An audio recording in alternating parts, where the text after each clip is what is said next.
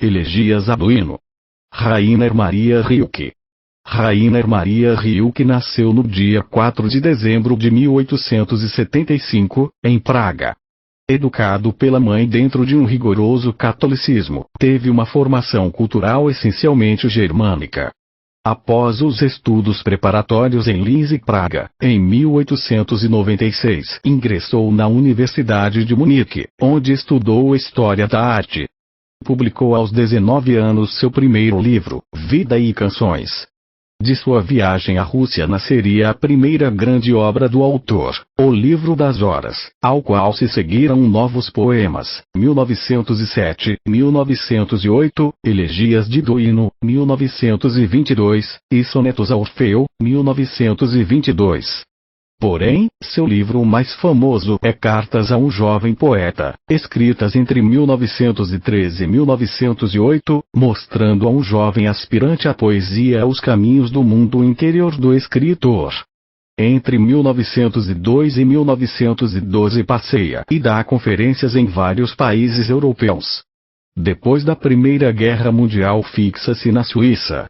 4 meses depois de publicar seus poemas franceses, fere-se acidentalmente na mão. O ferimento agrava a leucemia de que sofria, levando-o a falecer no sanatório de Valmont em 29 de dezembro de 1926. Primeira elegia. Quem, se eu gritasse, entre as legiões dos anjos me ouviria? E mesmo que um deles me tomasse inesperadamente em seu coração, aniquilar-me-ia sua existência demasiado forte. Pois que é o belo senão o grau do terrível que ainda suportamos e que admiramos porque, impassível, desdenha destruir-nos. Todo anjo é terrível. E eu me contenho, pois, e reprimo o apelo do meu soluço obscuro. Pai, quem nos poderia valer? Nem anjos, nem homens, e o intuitivo animal logo adverte que para nós não há amparo neste mundo definido. Resta-nos, quem sabe, a árvore de alguma colina, que podemos rever cada dia. Resta-nos a rua de ontem e o apego cotidiano de algum hábito que se afeiçoou a nós e permaneceu. E a noite, quando o vento pleno dos espaços do mundo desgasta-nos a face, a quem se furtaria ela, a desejada, eternamente enganosa, sobressalto para o coração solitário? Será mais leve para os que se amam. Pai, apenas ocultam eles, um ao outro, seu destino. Não o sabias? Arroja o vácuo aprisionado em teus braços para os espaços que respiramos. Talvez os pássaros sentirão o ar mais dilatado, no voo mais comovido. Sim, as primaveras precisavam de ti. Muitas estrelas queriam ser percebidas. Do passado profundo afluía uma vaga, ou quando passava sob uma janela aberta, um violino da Moreira se abandonava. Tudo isto era missão. Acaso a cumpriste? Não estava sempre distraído, à espera, como se tudo anunciasse a amada? Onde queres abrigá-la, se grandes e estranhos pensamentos vão e vêm dentro de ti, muitas vezes, se demoram nas noites? Se a nostalgia vier, porém, canta às amantes. Ainda não é bastante imortal sua celebrada ternura. Tu quase as invejas, essas abandonadas, que te pareceram tão mais ardentes que as apaziguadas. Retoma infinitamente o inesgotável louvor. Lembra-te, o herói permanece, sua queda mesma foi um pretexto para ser nascimento supremo. Mas as amantes, retoma-as a natureza no seio esgotado, como se as forças lhe faltassem para realizar 2 vezes a mesma obra. Com que fervor lembraste Gaspar Estampa, cujo exemplo sublime faça, enfim, pensar uma jovem qualquer, abandonada pelo amante, porque não sou como ela. Frutificarão afinal esses longínquos sofrimentos? Não é tempo daqueles que amam libertar-se do objeto amado e superá-lo, frementes. Assim a flecha ultrapassa a corda, para ser no voo mais do que ela mesma. Pois em parte alguma se detém. Vozes. Ouve, meu coração, como outrora apenas os santos ouviam, quando o imenso chamado os erguia do chão. Eles porém permaneciam ajoelhados, os prodigiosos, e nada percebiam, tão absortos ouviam. não que possa suportar a voz de Deus, longe disso. Mas ouve essa aragem, a incessante mensagem que o silêncio prodiga. Ergue-se agora, para que ouças o rumor dos jovens mortos. Onde quer que fosses, nas igrejas de Roma e Nápoles, não ouvias a voz de seu destino tranquilo? Ou inscrições não se ofereciam, sublimes? A estela funerária em Santa Maria Formosa, o que pede essa voz? A ansiada libertação da aparência de injustiça que às vezes perturba a agilidade pura de suas almas. É estranho, sem dúvida, não habitar mais a terra, abandonar os hábitos apenas aprendidos, as rosas e a outras coisas singularmente promissoras, não atribuir mais o sentido do vir a ser humano, o que se era, entre mãos trêmulas, medrosas, não mais o ser. Abandonar até mesmo o próprio nome como se abandona um brinquedo partido. Estranho, não desejar mais nossos desejos. Estranho, ver no espaço tudo quanto se encadeava, esvoaçar, desligado. E o estar morto é penoso. E quantas tentativas até encontrar em seu seio um vestígio de eternidade. Os vivos cometem o grande erro de distinguir demasiado bem. Os anjos, dizem, muitas vezes não sabem se caminham entre vivos ou mortos. Através das duas esferas, todas as idades a corrente eterna arrasta. E a ambas domina com seu rumor. Os mortos precoces não precisam de nós, eles que se desabituam do terrestre, docemente, como de suave seio maternal. Mas nós, ávidos de grandes mistérios, nós que tantas vezes só através da dor atingimos a feliz transformação, sem eles poderíamos ser. Inutilmente foi que outrora, a primeira música para lamentar Linus, violentou a rigidez da matéria inerte. No espaço que ele abandonava, jovem, quase Deus, pela primeira vez o vácuo estremeceu em vibrações, que hoje nos trazem êxtase, consolo e amparo. Segunda elegia. Todo anjo é terrível. No entanto, ai de mim, eu vos invoco, pássaros quase mortais da alma, sabendo quem sois. Tempos remotos de Tobias, em que o mais radiante dentre vos aparecia no limiar da casa humilde, sem intimidar, para a viagem levemente disfarçado, jovem que outro jovem, curioso, contemplava. Adiantar-se agora o arcanjo, a ameaça de trás das estrelas, um passo apenas para o nosso lado, no grande sobressalto destruir-nos-ia o próprio coração. Quem sois? Precoces perfeições, vós, privilegiados, perfil dos altos cumes, cimos alvorecentes de toda a criação, pólen da divindade em flor, articulações de luz, corredores, escadas, tronos, recintos da essência, escudos de alegria, tumultos de êxtases tempestuosos, e, subitamente solitários, espelhos cuja beleza reflui restituída à face que se contempla. O sentir em nós, Pai, é o dissipar-se, exalamos nosso ser. E de uma a outra ardência nos desvanecemos. Alguma vez nos dizem, círculas no meu sangue, este quarto, a primavera, estão cheios de ti. Inutilmente procuram nos reter. Evolamos. E aqueles que são belos, ó, quem os deteria?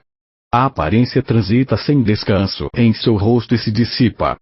Tal o orvalho da manhã e o calor do alimento, o que é nosso flutua e desaparece. Ó sorrisos, para onde? E tu, olhar erguido, fugitiva onda ardente e nova do coração? Ai de nós, assim somos. Estará o mundo impregnado de nós, pois que nele nos perdemos. E os anjos, retomarão apenas o que deles emanou? Talvez um pouco de humano se encontre às vezes em seus traços, como o vago no rosto das mulheres grávidas. Eles porém nada percebem, no turbilhão da volta a si mesmos. Como o saberiam? Se o soubessem, os amantes diriam estranhas coisas no ar noturno. No entanto, parece que tudo nos oculta. Olhai, as árvores são, as casas que habitamos, resistem. Somente nós passamos, permuta aérea, em face de tudo. E tudo conspira para que silenciemos o pudor, ou quem sabe que indizível esperança. Amantes, que vos bastais, qual nosso segredo? Há contato entre vós. Teríeis provas. Às vezes minhas mãos se reconhecem no meu rosto, gasto nelas, tenta se abrigar. Isto me dá uma certa consciência de mim mesmo. Quem, no entanto, por tão pouco ousaria ser. Mas vós, acrescidos no êxtase um do outro, até que exausto, um suplique, basta. Vós, cujas mãos descobrem a riqueza dos anos de vinho e que vos dissolveis para que o outro domine, pergunto-vos, qual nosso segredo? Eu sei, bem-aventurado é vosso contato, pois as carícias sutilmente protegem, retém a duração pura, e o amplexo não vos promete quase a eternidade. Quando resistis ao sobressalto dos primeiros olhares, a ansiosa espera à janela, ou quando ultrapassais o primeiro passeio, juntos, num jardim, amantes, sóis-vos ainda. Quando um no outro pousais os vossos lábios, como taças, como se vade então, estranhamente, ou embriagado. Admirasses nas estelas gregas a prudência do gesto humano. O amor e o adeus sobre as espáduas pousavam de leve, como se de outra matéria fossem feitos, que nós desconhecemos. Lembrai-vos das mãos que, sem peso, se apoiavam, apesar dos corpos vigorosos. Senhores de si mesmos, eles sabiam, aqui estamos, em nosso palpável domínio, mais poderosamente os deuses podem nos premir. Isso é assunto dos deuses. Encontrássemos também nós uma estreita faixa de terra fértil, puramente humana, entre a torrente e a rocha. Pois nosso coração nos ultrapassa ainda como outrora e é impossível saciá-lo em figuras apaziguantes, ou em corpos divinos que, imensos, o moderam. Terceira elegia. Uma coisa é cantar a amada. Outra, ai de mim, é cantar o culpado e oculto Deus rio do sangue. Aquele que a amada reconhece de longe, seu amante, que sabe ele do senhor da volúpia que tantas vezes o assaltava em plena solidão, antes que a mulher amada o abrandasse, como se nem mesmo ela existisse. Como o Deus emergia a irreconhecível face gotejante, invocando a noite para o delírio infinito. Ó, Netuno do sangue, com o hediondo tridente e o vento obscuro de seu peito, concha enrodilhada. Ouve como a noite se escava e se esvazia. Não se origina em vós, estrelas, o prazer que o amante respira no rosto da amada? A compreensão profunda de sua face pura, não a tomou ele das constelações tranquilas? Tu não foste, pai, sua mãe não foi, quem assim distendeu o arco expectante de suas sobrancelhas. Não foi ao teu encontro, jovem terna e sensível, que se animaram esses lábios numa expressão fecunda. Crês que assim o agitaria teu passo ligeiro, ó tu que te moves como a brisa da manhã. Apavoraste, entretanto, seu coração. Antigos terrores nele despertaram a esse embate. Chama-o, não podes arrancá-lo inteiramente ao convívio sombrio. Mas ele quer e se evade. Abrandado, habitua-se à intimidade do teu coração e toma e se inicia. Porém, iniciou-se ele alguma vez. Mãe, fizeste o pequeno, tu foste o seu início. Ele era tão novo. Inclinaste o mundo amigo para seus olhos novos e apartaste o que era estranho. Onde estão os anos em que tua forma esbelta bastava para lhe ocultar o vacilante caos? Tantas coisas assim dissimulaste. A escuridão suspeita do quarto, tornaste inofensiva. De teu coração, refúgio pleno, um espaço mais humano retiraste, para uni-lo ao espaço de suas noites. Não nas trevas, mas em tua presença mais próxima pousaste a luz noturna, como luz de amizade. Nenhum ruído que não explicasses, sorrindo, como se há muito soubesses quando o pavimento assim se comportava. E ele ouvia, apaziguado, tal era o poder da tua suave permanência. Atrás do armário se ocultava, num manto enorme, seu destino as desordenadas linhas do futuro inquieto, as dobras da cortina se amoldavam. E quando ele jazia, o aplacado, sob cujas pálpebras sonolentas tua leve forma suavemente se perdia, parecia amparado quem impedia, porém, quem retinha nas profundezas de seu ser os fluxos da origem? Não havia precaução no adormecido. Dormindo, a sonhar, febril, como se abandonava. Ele, o novo, o perturbado, como se enredava nas garras vegetais do viracer interior, como se emaranhava em primitivas estruturas, em formas que fugiam, bestiais, crescentes e opressivas. Como ele se entregava. Amava. Amava seu mundo interior, caos selvagem, bosque antiquíssimo e adormecido, sobre cujo silencioso despenhar verde luz, seu coração se erguia. Amava. Abandonado, às próprias raízes, mergulhou na origem poderosa, onde sobrevivia seu pequeno nascimento. Desceu, amando, ao sangue mais antigo, ao abismo onde jaz o espanto, regurgitado pelos ancestrais. E cada sobressalto reconhecia e acenava, conivente. Sim, o horror sorriu-lhe, poucas vezes com tal ternura sorriste, mãe. Como não amaria ele o que assim lhe sorria? Antes de ti ele o amou, pois quando o trazias, estava dissolvido na água que torna mais leve a semente. Não amamos como as flores, depois de uma estação. Circula em nossos braços, quando amamos, a seiva imemorial. Ó jovem, amávamos em nós, não um ser futuro, mas o fermento inumerável. Não uma criança, entre todas, mas os pais, ruínas de montanhas repousando em nossas profundezas. E o seco leito fluvial das mães de outrora. E toda a paisagem silenciosa, sob o destino puro ou nebuloso. Eis aqui, jovem, o que adveio antes de ti. E tu mesma, que sabes? Conjuraste no amado a pré-história obscura. Que sentimentos, em seres desaparecidos agitaste? Que mulheres, nele, te odiaram? Que homens sombrios, em suas veias jovens despertaste?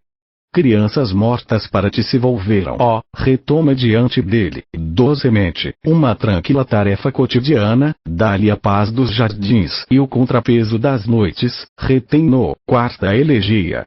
O árvores da vida, quando atingireis o inverno? Ignoramos a unidade. Não somos lúcidos como as aves migradoras. Precipitados ou vagarosos nos impomos repentinamente aos ventos e tornamos a cair no lago indiferente. Conhecemos igualmente o florescer e o murchar. No entanto, em alguma parte, vagueiam leões ainda, alheios ao desamparo, enquanto vivem seu esplendor. Nós, porém, quando pensamos totalmente o uno, logo sentimos o lastro do outro. A hostilidade aguarda, muito perto. Os amantes não hesitam, sem cessar, entre limites, eles que aspiravam refúgio, espaço, busca. Compõe-se, então, para a fugitiva imagem de um momento, um fundo de oposição, penosamente, para que a possamos ver. Que clareza se nos proporciona, a nós que ignoramos o contorno da sensação, aderidos ao exterior de sua forma. Quem desconhece a angustiosa espera diante do palco sombrio do próprio coração? Olhai, ergue-se o pano sobre o cenário de um adeus. Fácil de compreender. O jardim habitual é oscilar ligeiramente. Só então aparece o bailarino. Ele não basta. E enquanto se move com desenvoltura, muda de aspecto. Torna-se um burguês e entra na casa pela porta da cozinha. Não quero essas máscaras ocas, prefiro o boneco de corpo cheio. Susterei o títere, os cordéis e o rosto feito de aparência. Estou aqui, à espera. Ainda que as lâmpadas se apaguem, ainda que me digam, acabou-se, ainda que do palco se evole o vácuo na corrente de ar cinzento, ainda que os antepassados silenciosos não estejam ao meu lado, nem mulher, nem mesmo a criança de olhos castanhos e estrábicos, ficarei à espera. Sempre há o que ver. Não tenho razão. Tu, que por mim provaste a amargura da vida, Pai, penetrando a minha, tu, que provaste a infusão turva de meu destino, quando ao teu lado crescia, e, inquieto pelo ressaibo de futuro tão estranho, puseste à prova meu olhar velado ainda, tu, meu Pai, que desde que morreste, tantas vezes na esperança que levo em mim, tens medo, e que por meu destino incerto abandonas a serenidade dos mortos, reinos de serenidade, não tenho razão. E vós, não tenho razão. Vos que me amastes pelo tímido início de amor que vos tinha e do qual me evadia, pois o espaço que amava em vosso rosto em espaço cósmico se transformava. Enquanto aguardo diante do palco dos títeres, não, quando me transformar inteiramente num intenso olhar, um anjo surgirá para refazer o equilíbrio, como o ator que anima os títeres. Anjo e boneco. Haverá por fim espetáculo. Congrega-se então o que, sem cessar, nossa existência mesma desagrega. E nasce das nossas estações o ciclo da transformação total. Muito acima de nós, o anjo brincará. Olhai, os moribundos não mais suspeitariam que é pretexto e realidade tudo o que aqui fazemos. Ó, dias da infância, em que atrás das figuras havia mais do que passado e em que diante de nós não se abria o futuro. Crescemos, é certo, aspirando, às vezes, tornar-nos grandes, talvez por amor daqueles que nada mais tinham, senão ser grandes. E lá permanecíamos, em nossos caminhos solitários, na alegria do perdurável, nos limites do mundo e do brinquedo, no espaço que desde a origem foi criado para um puro evento. Quem mostra uma criança tal como é? Quem a situa na constelação com a medida da distância em suas mãos? Quem faz sua morte com pão cinzento que endurece, ou a abandona dentro da boca redonda, como o coração de uma bela maçã? Compreendemos facilmente os criminosos. Mas isto, conter a morte, toda a morte, ainda antes da vida, tão docemente contê-la e não ser perverso, isto é inefável. Quinta elegia. Dedicada a Frau Erstavon Knig. Mas quem são eles? Diz-me, os saltimbancos, um pouco mais efêmeros que nós mesmos, desde a infância por alguém torcidos, por amor de que vontade jamais saciada. Entretanto ela os torce, curva-os, entretece-os, vibra-os, atira-os e os toma de volta.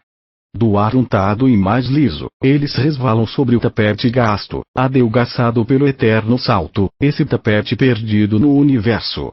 Emplastro aderido lá, onde o céu do subúrbio feriu a terra. E apenas lá, Alfereto, mostra a grande maiúscula inicial da derelicção, e já o renitente agarrar torna a rolar os homens mais fortes, por jogo, como outrora Augusto o Forte, à mesa, brincando com pratos de zinco. E em torno desse centro, a rosa do contemplar, floresce e desfolha. Em torno do triturador, o pistilo atingido por seu próprio pólen fluorescente, novamente fecundado, fruto aparente do desgosto, inconsciente de si mesmo, com a fina superfície a brilhar num sorriso leve, simulado. Lá, o murcho, o enrugado atleta, o velho que apenas rufla o tambor, encolhido na pele poderosa, como se outrora tivesse contido 2 homens e um já estivesse morto, enquanto o outro sobrevive ainda, surdo e um pouco perturbado, às vezes, na pele viúva. E o jovem, o homem, como se fosse o filho de uma nuca e de uma freira, retesado e vigoroso, cheio de músculos e de simplicidade. Ou vós, que um sofrimento ainda pequeno ganhou alguma vez como brinquedo, numa de suas longas convalescenças. Tu, que imaturo, com o baque apenas conhecido pelos frutos, tu que 100 vezes por dia cais da árvore do movimento, construído em conjunto, árvore mais ágil que a água, percorrendo em minutos primavera, verão e outono, cais e roças o túmulo. Às vezes, no breve intervalo, a ternura hesita em teu rosto, diante de tua mãe raramente carinhosa. Mas logo se perde no corpo que dissipa, leviano, a expressão tímida e incompleta. E o homem torna a bater as mãos para o salto antes que a dor se torne mais nítida e próxima do teu coração sempre alterado, antecipa aí a sua origem, o ardor das plantas dos pés, que empurra à flor dos olhos algumas lágrimas corpóreas. E contudo, às cegas, o sorriso anjo, toma, colhe a erva medicinal de flores sigelas. Modela um vaso e dá-lhe abrigo. Preserva-a entre as alegrias não desabrochadas. Celebra-a em carinhosa urna, com uma inscrição florida e inspirada. Subrísio saltat. E tu, graciosa, esquecida no silêncio das alegrias vivas e apressadas. Talvez sejam felizes por ti as franjas dos teus cabelos, ou quem sabe, sobre teus seios jovens e túmidos, a seda verde metal sinta-se mimada e nada lhe falte. Tu, colocada sempre de um modo novo sobre os carros oscilantes do equilíbrio, fruto de feira da indiferença, exibida ao público, entre os ombros.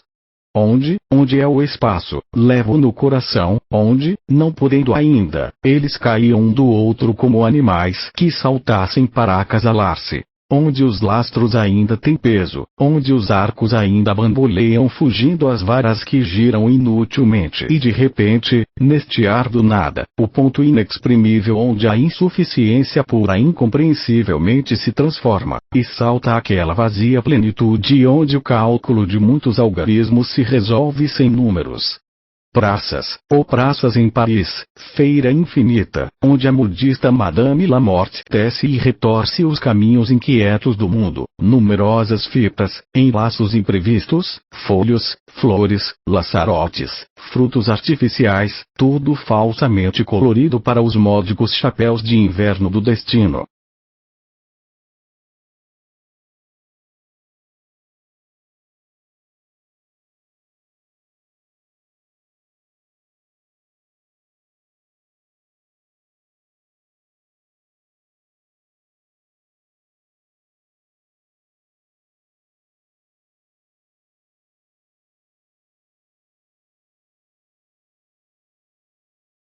Anjo. Talvez haja uma praça que desconhecemos, onde, sobre um tapete indizível, os amantes, incapazes aqui, pudessem mostrar suas ousadas, altivas figuras do ímpeto amoroso, suas torres de alegria, suas trêmulas escadas que há muito se tocam onde nunca houve apoio. E poderiam diante dos espectadores em círculo, incontáveis mortos silenciosos. E estes arrojariam suas últimas, sempre poupadas, sempre ocultas, desconhecidas moedas de felicidade para sempre válidas, diante do par verdadeiramente sorridente, sobre o tapete apaziguado. Sexta elegia. Figueira, há muito que te vejo esquecer quase inteiramente a floração, precipitando no fruto prematuro, incompreendido, teu puro segredo. Como o canal de uma fonte, teus ramos sinuosos impelem para a luz a seiva adormecida, abandonando-a, ainda sonolenta ao seu doce destino, como o Deus em cisne transformado. Nós porém que nos detemos, gloriosos de florir, somos traídos antes de entrar nas profundezas do tardo fruto derradeiro. Poucos são impelidos pelo atuar com tal fervor, até arder na plenitude do próprio coração, quando o fascínio de florescer, suave brisa noturna, roça-lhes a juventude da boca ou toca-lhes as pálpebras. Aos heróis, talvez, e aos que morreram jovens, a morte jardineira torceu estranhamente as veias. Eles se precipitam e o próprio sorriso antecipam como os corcéis atrilados, nas doces imagens côncavas de Karnak, precedendo o rei vencedor. Misterioso irmão dos mortos jovens é o herói. Que lhe importa durar? Sua existência é a ascensão. Eleva-se, incansável, e penetra nas constelações mutáveis do perigo à espreita. Poucos o seguem. Mas o destino, para nós mudo e obscuro, subitamente para ele se transforma e como um canto arrebata, na tormenta de um mundo murmurante. Atravessa-me com o ar torrencial, seu rumor cheio de trevas. Ah! Como fugir então à nostalgia de ser criança, novamente criança, e estar sentado, sobre futuros braços apoiados, lendo a história de Sansão e de sua mãe, que, estéril a princípio, concebeu tudo depois. Já não era ele herói dentro de ti, ó mãe, iniciando em ti a escolha imperiosa. Milhares de seres agitavam-se em teu seio e queriam ser ele. Mas vê, ele tomou, elegeu, apartou e foi. E quando partiu colunas, foi para irromper do mundo de teu corpo e em mundo mais restrito e novo prosseguir sua escolha poderosa. Ó mães dos heróis, nascentes dos rios vertiginosos. Vós, abismos profundos, onde, das altas orlas do coração, já se precipitam futuras dádivas ao filho, jovens lamentosas. Pois o herói percorre as estações do amor, e cada pulsar de um coração ardente o impele às alturas com mais força. Aliado, porém, ele é outro, ao termo dos sorrisos. Sétima elegia. Não mais buscar. Que seja esta, voz da madurez, a essência do teu grito. Gritaste, em verdade, com a pureza do pássaro, quando erguido pela estação que acende, quase esquece que é um ser desamparado, coração solitário lançado às alturas, na intimidade do céu. Como ele, buscavas amiga invisível que te pressentisse, a silenciosa em que uma resposta desperta, lenta, e se aquece ao ser ouvida, a companheira ardente do teu sentimento exasperado.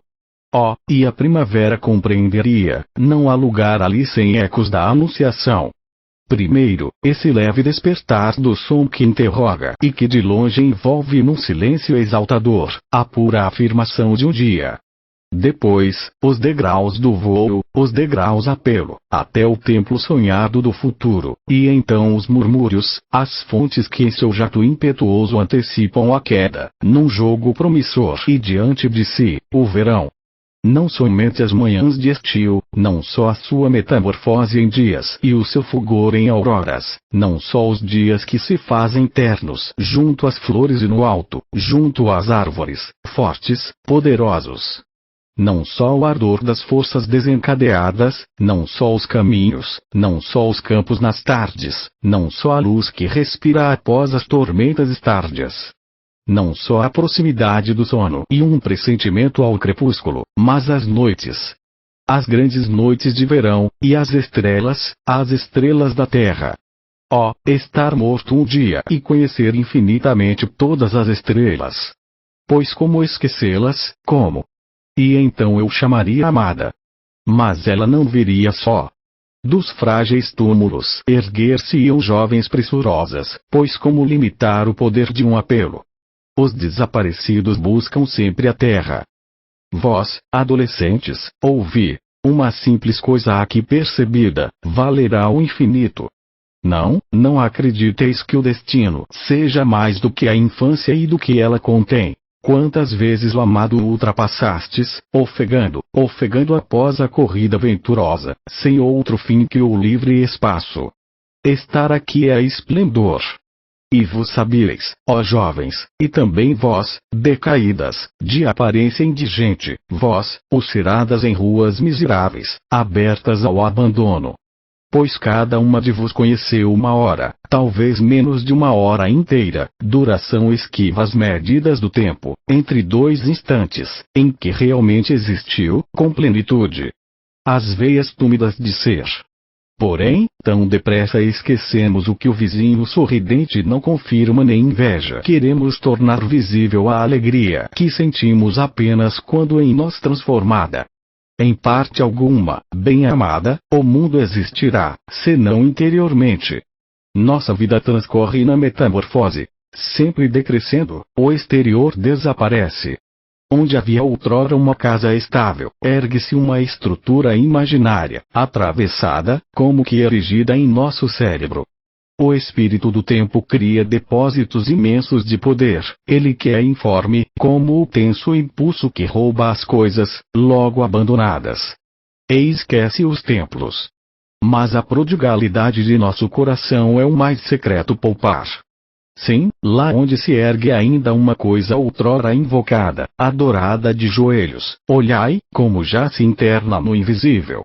Muitos já não a podem ver, incapazes de reconstruí-la interiormente, imensa, com estátuas e colunas.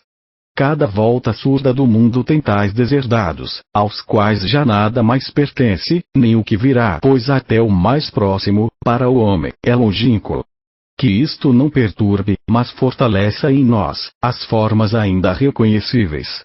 Isto se erguia outrora entre os homens, em meio do destino destruidor, de rumo incerto. Isto se erguia como que pleno de ser, atraindo para si as estrelas, deslocando-as da fixidez dos céus.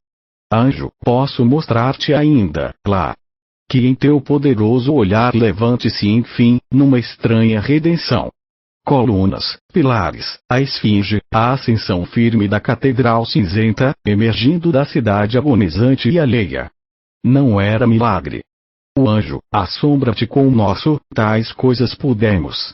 Tu, poderoso, exalta-o. Meu alento é débil demais para celebrá-lo. Assim, pois, não malogramos os pródigos espaços, os espaços que são nossos. Que imensos devem ser, pois séculos do nosso sentimento não o esgotam. Mas uma torre era alta. O anjo não o era até mesmo ao teu lado. Chartres era grande e a música erguia-se ainda mais alto e nos ultrapassava. E até mesmo uma jovem amorosa absorta na janela noturna não alcançava teus joelhos. Não creias que te alicie. Anjo, mesmo que te aliciasse não virias, pois meu apelo é sempre denso de repulsa. Que podes tu contra a caudal do meu horror? Um braço estendido é meu chamado.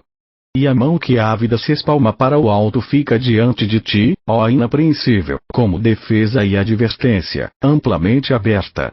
Oitava elegia. Dedicada a Rudolf Kasner com todos os seus olhos, a criatura vê-o aberto. Nosso olhar, porém, foi revertido e como armadilha se oculta em torno do livre caminho. O que está além, pressentimos apenas na expressão do animal, pois desde a infância desviamos o olhar para trás e o espaço livre perdemos, esse espaço profundo que há na face do animal. Isento de morte. Nós só vemos morte. O animal espontâneo ultrapassou seu fim. Diante de si tem apenas Deus, e quando se move é para a eternidade, como correm as fontes. Ignoramos o que é contemplar um dia, somente um dia o espaço puro, onde, sem cessar, as flores desabrocham. Sempre o mundo, jamais o em parte alguma, sem nada. O puro, o inesperado que se respira, que se sabe infinito, sem avidez do desejo. Uma criança aí se perde, às vezes, em silêncio, mas é despertada. Ou alguém que morre, nisso se transforma. Pois os que da morte se aproximam não mais a podem ver, fixando o infinito com o grande olhar do animal. Os amantes, não estivesse o outro a ofuscar-lhe a visão, sentem a obscura presença e se espantam. Às vezes há um descerrar-se atrás do outro, mas o outro, como superá-lo? E o mundo já retorna. Para a criação sempre voltados, nela vemos apenas o reflexo da liberdade que obscurecemos. Há no entanto esses olhos calmos que o animal levanta, atravessando-nos com seu mudo olhar. A isto se chama destino. Estar em face do mundo, eternamente em face. Tivesse, como nós, consciência o animal tranquilo, em outro sentido nos arrastaria. Seu ritmo seria o nosso. Seu ser, porém, é infinito, inapreensível e sem olhar. E ele tudo vê, puro e inconsciente de si, onde nós vemos futuro, em tudo se vê e salvo para sempre. Há, entretanto, no animal coente e vigilante, a inquietude e a opressão de uma profunda nostalgia. Ele conhece a angústia que tantas vezes nos domina, a lembrança, como se esse para onde tendemos tivesse sido outrora mais fiel e de contato mais doce. Tudo aqui é distância, lá era alento. Depois da primeira pátria, como parece a segunda incerta e sem abrigo. Bem-aventurada a pequena criatura que sempre permanece no seio que a criou. Ó tu, mosca feliz, que saltas interiormente ainda mesmo nas núpcias. O ventre é tudo. Olhai a quase uma certeza do pássaro, que por sua origem pertence aos dois domínios, como se fosse a alma liberta de um etrusco que o espaço acolheu, mas com a imagem repousando a recobri-lo. E olhai a indecisão do que deve voar, expulso do seio. Espantado consigo mesmo fende o ar, taça partida. Assim risca o morcego, no seu vôo, a porcelana da tarde. E nós, espectadores em tudo e sempre, voltados para tudo, nunca de fora. Saciados, ordenamos. Mas tudo se desfaz. Novamente insistimos e nós mesmos passamos. Quem nos desviou assim, para que tivéssemos um ar de despedida em tudo que fazemos? Como aquele que partindo, se detém na última colina para contemplar o vale na distância, e ainda uma vez se volta, hesitante, e aguarda, assim vivemos nós, numa incessante despedida. Nona elegia. porque, sendo possível o prazo da existência levar como loureiro, de um verde mais sombrio que todos os outros verdes, com leves ondulações no contorno das folhas, como um sorriso do vento, porque então, escravos do humano, anelar pelo destino fugindo ao destino. Oh, não porque a felicidade exista, essa prematura dádiva de uma perda iminente. Não por curiosidade ou exercício do coração que lá poderia estar, no loureiro, mas porque estar aqui é excessivo e todas as coisas parecem precisar de nós, essas efêmeras que estranhamente nos solicitam. A nós, os mais efêmeros. Uma vez cada uma, somente uma vez. Uma vez e nunca mais. E nós também, uma vez, jamais outra. Porém este ter sido uma vez, ainda que apenas uma vez, ter sido terrestre, não parece revocável.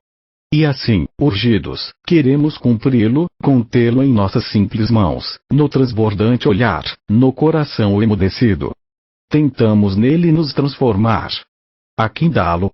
Melhor tudo guardar para sempre, na outra relação, ai de nós, o que poderíamos transpor.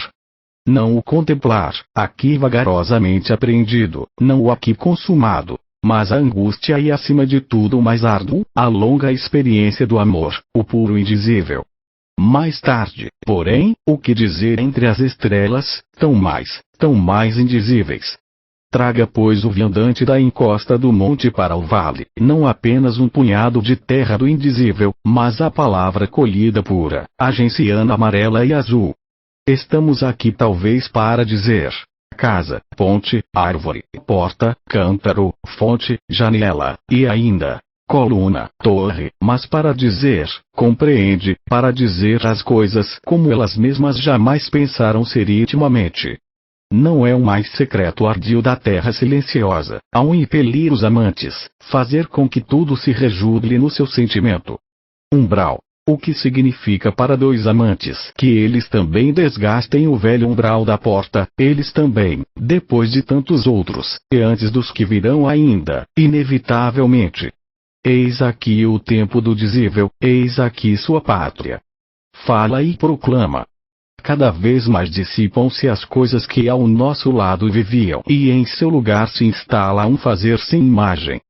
Fazer, que tenta destruir a crosta limitante, quando a ação se desenvolve e toma novos contornos. Entre malhos subsiste nosso coração, como a língua entre os dentes, e que, no entanto, permanece a exaltadora.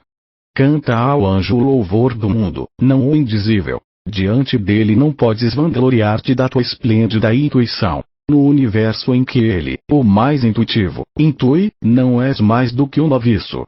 Mostra-lhe o simples, o que através das gerações configurado vive como um nosso no olhar e ao alcance da mão. Diz-lhe as coisas. Nele acordarás o que em ti despertou o cordoeiro de Roma e o ceramista do Nilo. Mostra-lhe como pode ser feliz uma coisa, inocente e nossa. Como até lamentosa dor se resolve puramente em forma e serve, humilde como uma coisa ou morre numa coisa, e como se evade o violino para a bem-aventurança.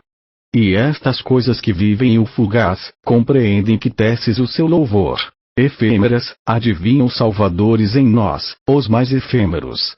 Que em nossos corações invisíveis se cumpra a sua metamorfose, infinitamente, quem quer que sejamos.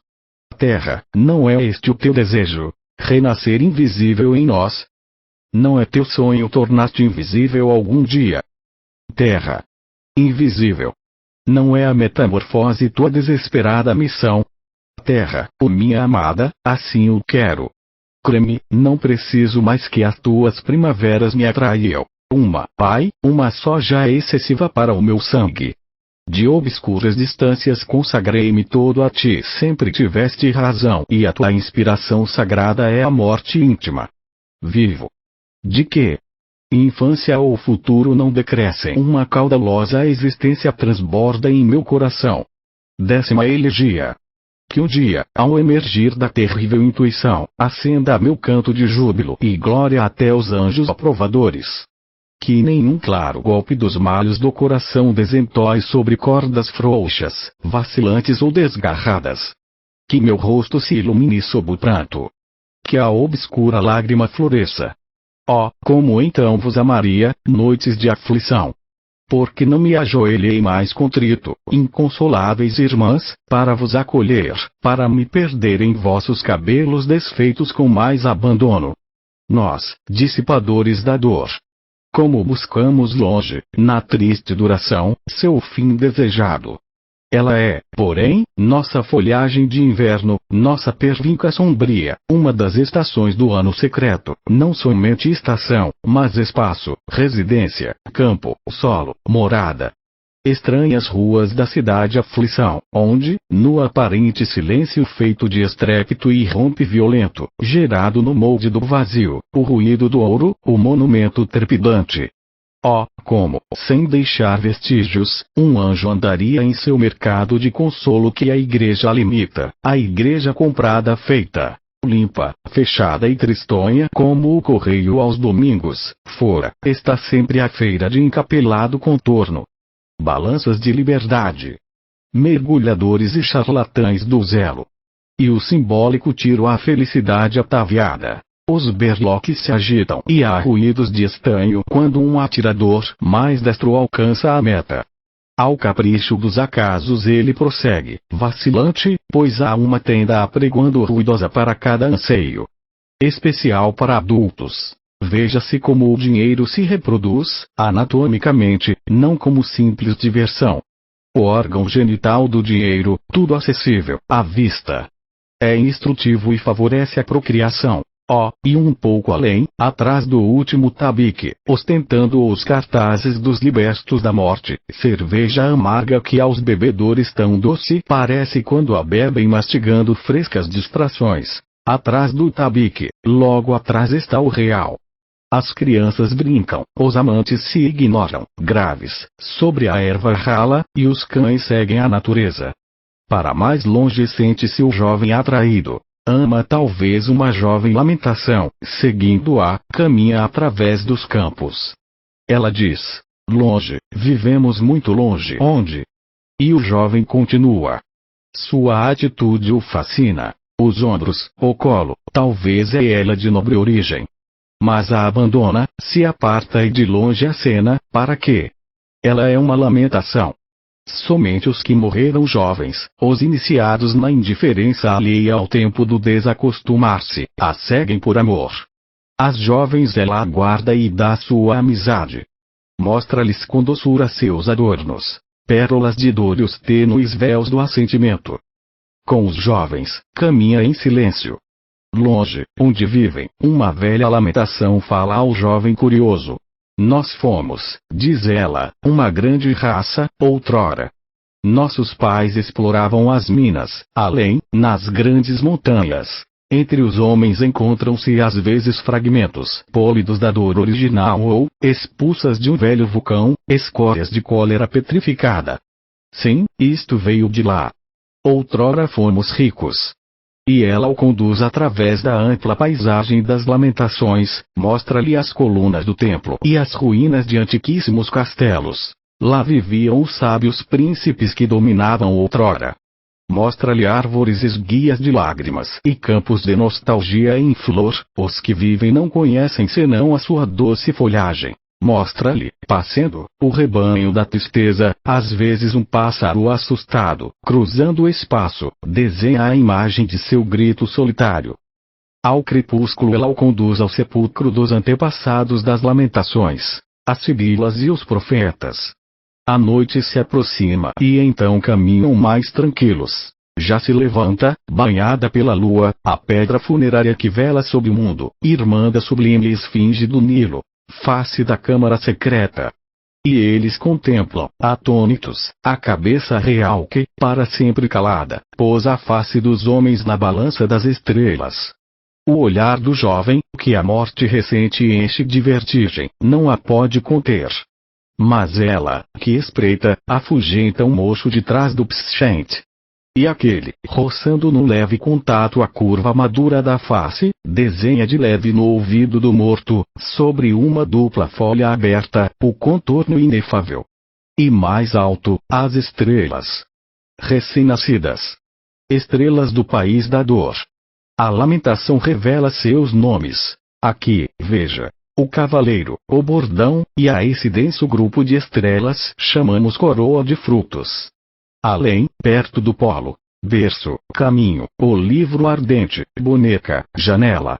E no céu do sul, puro como a palma de uma sagrada mão, o fulgor límpido das madres. Mas o mosto deve prosseguir, em silêncio. A lamentação mais velha o conduz à garganta do vale onde, ao luar, cintila a fonte da alegria. Com veneração ela a indica. Entre os homens, eis a torrente portadora. Ao pé da montanha ele se detém. E ela o abraça, chorando. Solitário, ele ascende a montanha da dor original. E nenhuma só vez seu passo ressoa no destino insonoro. Mas se os infinitamente mortos despertassem um símbolo, em nós, olhai, mostrariam talvez os engastes pendentes das aveleiras vazias, ou a chuva que cai sobre o reino obscuro da terra em primavera. E nós que imaginamos a aventura em ascensão, sentiríamos uma ternura imensa, quase perturbadora, quando uma coisa feliz cai. Fim do texto das elegias. Comentários às elegias. Primeira elegia. No livro de Horas, Deus era vivido como um ser próximo, acessível, separado do homem apenas por uma tênue parede de ideias e de imagens. Tu, Deus vizinho, entre nós há apenas uma delgada parede. No entanto, nos anos transcorridos entre a publicação do livro de Horas e o período da elaboração final das elegias, processa-se uma profunda transformação espiritual no poeta, alterando-se radicalmente sua relação com a divindade. É como se a tênue parede se adensasse cada vez mais, impossibilitando qualquer contato ou comunhão entre Deus e o poeta, relegando-o a um desesperado isolamento. Rompe-se o sentimento confiante que aproximava a criatura do Criador, aquele contato caloroso com as raízes do Deus obscuro e, no entanto, presente. O espaço se dilata, se esvazia e nele se perde, sem resposta, o apelo humano. Quem, se eu gritasse, entre as legiões dos anjos me ouviria? É nesse espaço carente, de ausência e solidão, que se desenrola o lamento das elegias. Entretanto, o sexto, sétimo, nono e décimo poemas do ciclo opõem vigorosamente, ao tom menor dos demais, acentos de exaltação e louvor, afirmando a consciência terrestre do homem e sua capacidade de superar a angústia e o desalento inerentes à condição humana. Na primeira elegia, como observa Ângelos, há uma prefiguração dos temas que integram as demais partes do ciclo, à maneira de uma peça musical cuja primeira frase anunciasse as variações subsequentes. Os temas da missão poética, do herói, das grandes amorosas e dos mortos precoces comparecem numa sequência admirável de momentos poéticos, ao lado da concepção riquiana do duplo domínio, do Pelbereish, da vida e da morte. Encontramos o motivo polarizador da primeira elegia naquele verso inquietante. Todo anjo é terrível, onde se manifesta a tensão ameaçadora que marca a relação entre o homem e o anjo, símbolo do que ultrapassa e transcende a esfera do visível. Não há, porém, repouso possível para o homem, ser fronteiriço que as formas terrestres não saciam e que, por outro lado, o amplexo do anjo ameaça destruir em sua existência demasiado forte. Nenhum abrigo lhe proporciona, entretanto, o horizonte racionalmente conhecido. O intuitivo animal logo adverte que para nós não há amparo neste mundo definido. Nesta ideia do homem como ser ameaçado, desligado e estranho reside a afinidade profunda, apontada por Heidegger, da posição riquiana com sua filosofia. E Rilke passa a evocar tudo quanto exaspera o sentimento da solidão. O vento portador dos espaços cósmicos, a noite eternamente enganosa que vem ampliar a nossa acuidade íntima, tornando ainda maior o nosso desamparo. E nem mesmo o amor liberta o homem desse confinamento essencial, pois os amantes apenas ocultam ao outro seu destino. Somente as grandes amorosas, essa pleiade de mulheres ardentes celebradas anteriormente nos cadernos de Malte Laurides Brige, despojando o amor de todo caráter transitivo e dual, convertendo em anseio infinito, num lamento por um ser eterno, chegam, através da doação plena de si mesmas, à transcendência anelada, como a flecha que ultrapassa a corda, para ser no voo mais do que ela mesma. Mas há outros caminhos, e a tarefa poética é logo apontada em seu caráter de redimir as coisas efêmeras. Sim, as primaveras precisavam de ti. Muitas estrelas queriam ser percebidas. Tudo isto era missão. E assim como os santos ouviam outrora o chamado de Deus, o poeta deve ouvir o apelo das coisas transitórias, essa música imperceptível gerada pelo silêncio. Tudo acena para o poeta, tudo é símbolo. Nas igrejas de Roma, diante de uma estela funerária, ele ouve o apelo dos jovens mortos, que aspiram se libertar da aparência de injustiça que às vezes perturba a agilidade pura de suas almas.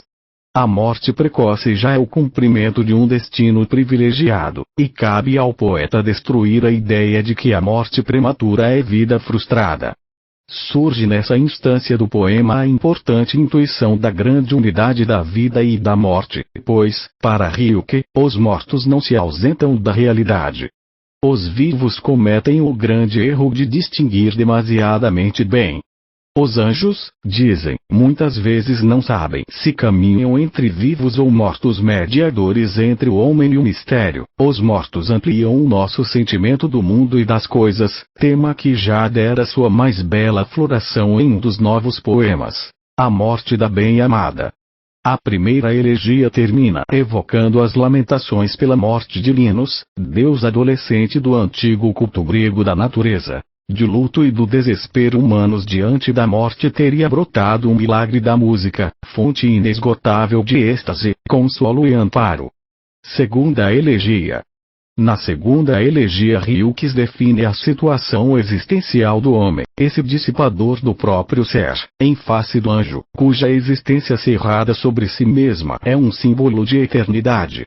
Abre o poema a mesma afirmação da primeira elegia. Todo anjo é terrível, cujo eco se prolonga como certos motivos musicais de Beethoven que reaparecem, numa insistência singular, em obras diferentes. Destruiu-se a cálida circulação entre o humano e o divino, essa cotidianidade do milagre que nos tempos remotos de Tobias aproximava o homem do mistério. Dilatou-se o ato que nos separa das forças sobrenaturais, e no torpor e esquecimento de nossa existência, não suportamos mais sem sucumbir à irrupção do divino. Como diz Angelos, Rilke mostra-se nostálgico dos velhos tempos bíblicos, em que o anjo era um compagnon de Routiet Unguide. Em seguida, Rilke opõe o ser unitário do anjo, espelho cuja beleza reflui restituída à face que se contempla, à realidade desfalecente do homem, cuja vida é uma perda incessante, uma exaustão de ser.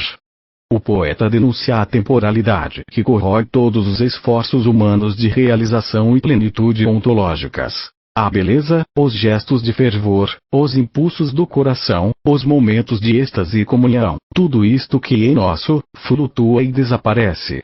O próprio esforço de pensar e compreender não basta para nos subtrair a essa inquietante fluidez, isto é, não há salvação possível pelo conhecimento. Às vezes minhas mãos se reconhecem no meu rosto, gasto nelas, tenta-se abrigar. Isto me dá uma certa consciência de mim mesmo. Quem, no entanto, por tão pouco ousaria ser. E o poema prossegue. Estará o mundo impregnado de nós, pois que nele nos perdemos. O homem, e particularmente o homem criador, enriquece o mundo às suas expensas, como já afirmara Rilke num dos novos poemas. Todas as coisas às quais me dou, tornam-se ricas e me consomem.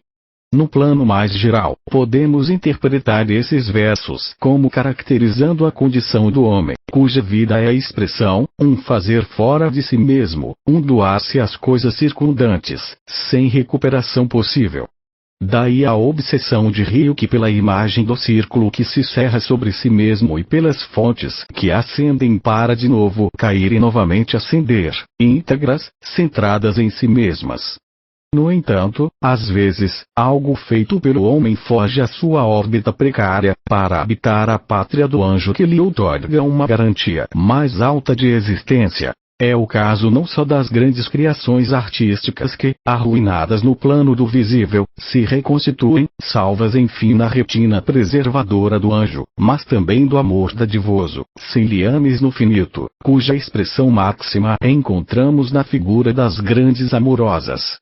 Entretanto, nas formas comuns do sentimento amoroso, nenhum intercâmbio se estabelece entre o finito e o infinito, e tudo conspira para que silenciemos, vencidos pela distância e pela opacidade que nos separam desse espaço indizível, evocado nos versos finais da quinta elegia, onde os amantes erguiam por fim suas torres de alegria, suas trêmulas escadas que há muito se tocam onde nunca houve apoio.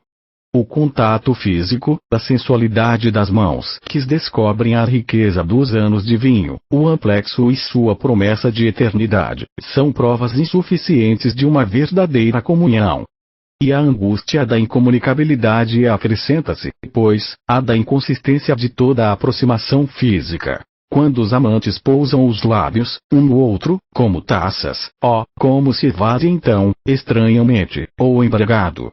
Na última instância do poema, Rilke opõe a plenitude do mundo grego com suas virtudes apolíneas de medida e moderação, tão manifestas nos gestos sem peso das estátuas gregas, ao mundo fáustico, em que os corações desbordantes e insaciáveis já não se podem deter em sua paixão infinita. A pátria humana dos gregos, que humanizavam até mesmo os próprios deuses, o seu equilíbrio dentro do mundo finito e autossuficiente em que viviam, cedeu lugar ao desconforto do homem que descobriu o infinito e o drama de sua existência exposta e ameaçada. Que harmonia é possível entre a torrente do vir-a-ser e a rocha do absoluto? Pudéssemos nós encontrar essa estreita faixa de terra fértil, puramente humana, entre a torrente e a rocha. Mas nosso coração nos ultrapassa ainda como outrora, conclui o poeta, e lembramo-nos então da advertência de Nietzsche ao revelar que os gregos não desconheciam os sobressaltos e horrores da existência, mas tinham sido capazes de criar um mundo médio e apaziguante dos deuses olímpicos, rosas florescidas em espinhoso matagal. Terceira elegia. Há séculos as mulheres vêm realizando sozinhas todo o amor, desempenhando ambas as partes do diálogo. Pois o homem não faz mais do que repetir, e mal neste trecho dos cadernos, já se delineia o tema da terceira elegia que oporá a pura agilidade do amor feminino, liberto de todo o lastro, o desejo masculino, cujo signo é o do culpado e oculto Deus, rio do sangue. O homem ao amar é presa da divindade fluvial e despótica do sangue, seiva imemorial que se agita em suas veias, invocando a noite para o delírio infinito. A amada não é mais do que um pretexto para que todas essas forças obscuras se desencadeiem, para que todo o atavismo adormecido nos abismos do seu ser emerja como um Netuno das profundidades marinhas. Mas o apelo brando da bem-amada tem a força de um exorcismo e ela o recolhe, como um noviço, na intimidade de seu coração, subtraindo as forças atávicas e ao convívio sombrio dos instintos. Não é ela, porém, a iniciadora e sim a mãe que o salvava, criança, do caos vacilante das noites. Nenhum ruído que não explicasses, sorrindo, como se há muito soubesses quando o pavimento assim se comportava. E ele ouvia, apaziguado tudo quanto havia de desordenado no destino e no futuro inquietos, que rondavam como fantasmas suas noites de insônia, era conjurado pela Todo-Poderosa que vence pelo sorriso e pela suavidade da voz. Ela era impotente, entretanto, diante do sono que o conduzia para o labirinto do vir-a-ser interior, para o bosque ancestral denso de primitivas estruturas e de formas vagas que fugiam, bestiais, crescentes e opressivas. No caos selvagem da origem poderosa, ele mergulhará as raízes, conivente com o espanto, regurgitado pelos ancestrais. Na imanência desse mundo torturante de forças obscuras, ele se abandonava, por fim, ao estado aquoso e indiferenciado da vida intrauterina. Não amamos como as flores, depois de uma estação, prossegue o poema. E a seiva imemorial, elaborada há milênios, que impele e condiciona o impulso erótico, é a vontade schopenhaueriana da preservação, o anonimato da espécie e sua história abscôndita que se revelam na sexualidade masculina. É o domínio do inconsciente que dissolve toda escolha lúcida, todo o elemento mais nobre do amor, nas cegas manifestações da vida cósmica, na turbulência do fermento inumerável. Mas talvez a jovem possa recuperar o amante e retê-lo, revelando-lhe a constelação da pureza que brilha na face desconhecida das noites. Quarta elegia. A quarta elegia é a mais obscura de todo o ciclo, dura e amarga, áspera como um monólogo interior. É difícil amá-la, diz E.M. Buckler, mesmo quando se consegue superar em parte as dificuldades intelectuais que apresenta, por causa da impiedade com que repudia todos os valores humanos, procurando convulsivamente sobrepujá-los. Ryuki dissera certa vez que amava as coisas, os animais e os anjos, confessando ter saltado o capítulo da humanidade. De qualquer forma, na quarta elegia, ele expulsa o homem da cena do mundo, invocando o boneco e o anjo, ator que anima os títeres. O verso inicial ao Árvores da Vida, quando atingireis o inverno, não pode ser compreendido senão em função da ideia Ryukiana de que o homem, desligando-se da natureza, perdeu a unidade cósmica das aves migradoras que vivem ao ritmo das estações, a perda dessa pureza e lucidez originais condenando ao conhecimento indiferente da primavera e do inverno, da vida e da morte. Conhecemos igualmente o florescer e o murchar enquanto o animal vive a plenitude do instante, alheio ao desamparo que adviria do conhecimento da morte. O homem vive o drama de sua existência dividida. Nem mesmo o amor é bastante poderoso para unificá-lo, e os amantes não fazem mais do que hesitar entre limites, eles que procuravam com tanto ardor o refúgio de uma pátria comum. A oitava elegia terminará pela constatação dolorosa de que o homem, espectador em tudo e sempre, vive numa incessante despedida. Não é outro o sentido da imagem do palco sombrio do próprio coração, evocado na quarta elegia, diante do qual aguardamos o desenrolar de nossa própria história, espectadores e espetáculo, simultaneamente. Ergue-se o pano sobre o cenário de um adeus, o que se entende, pois há um ar de despedida em tudo que fazemos, seres provisórios que somos, comprometidos na fuga do tempo. Surge então o anunciado bailarino que consubstancia tudo quanto a vida tem de promessa e fervor. Mas logo após os primeiros passos seus pés já se fazem tardos, e, transformado num pesado burguês, entra na casa pela porta da cozinha. O poeta pretende aqui humilhar a vida, denunciando a lei de degradação e empobrecimento de todo o desenrolar vital. Porém, não é a vida a verdadeira responsável, pois tudo quer planar aos desvios bem. É o homem, dançarino malogrado, que com seu espírito da gravidade impede a levitação das coisas e dos sentimentos, arrastando tudo em sua queda desastrosa. Não quero essas máscaras ocas, prefiro o boneco, exclama o poeta, decidindo-se pela missão poética que o levará a realidades mais profundas. Repudiará sem vacilações todo contato humano, tornar-se-á solitário como um claustro, suportará a imobilidade exasperante do títere inanimado. Sua expectativa é, porém, tão intensa e dolorosa, tão prefiguradora do que deve ser, que um anjo surgirá para refazer o equilíbrio, como o ator que anima os títeres. Anjo e boneco. Haverá por fim espetáculo segundo o penetrante comentário de Angelos, a equação anjo-boneco de Ryuki corresponderia ao deus fantoche articulado de Kleist. O poeta quis certamente descobrir o estado de equilíbrio em que o anjo e o boneco, isto é, o espírito e a matéria, se unissem para formar, numa verdadeira síntese, o ser humano. E é na existência misteriosa da criança que vive, nos limites do mundo e do brinquedo, a alegria do perdurável, na criança em cuja obscuridade repousa a semente da morte, que Ryuki reconhece a plenitude desejada de uma realidade que amadurece com a verdade dos frutos. Quinta elegia. Depois do silêncio cortado de angústias, da solidão fantástica, da atmosfera quase irrespirável da quarta elegia, em que a vida se contrai intimidada, somos precipitados num torvelinho de movimentos frenéticos, e o títere imóvel cede lugar a um grupo de saltimbancos acrobatas. É sabido que Ryuki escreveu a quinta elegia sob a forte impressão que lhe causara um quadro de Picasso, Les Saltimbanques, cujo motivo é um grupo melancólico de artistas errantes, cena frequente nos subúrbios de Paris e que sempre emocionava profundamente o poeta.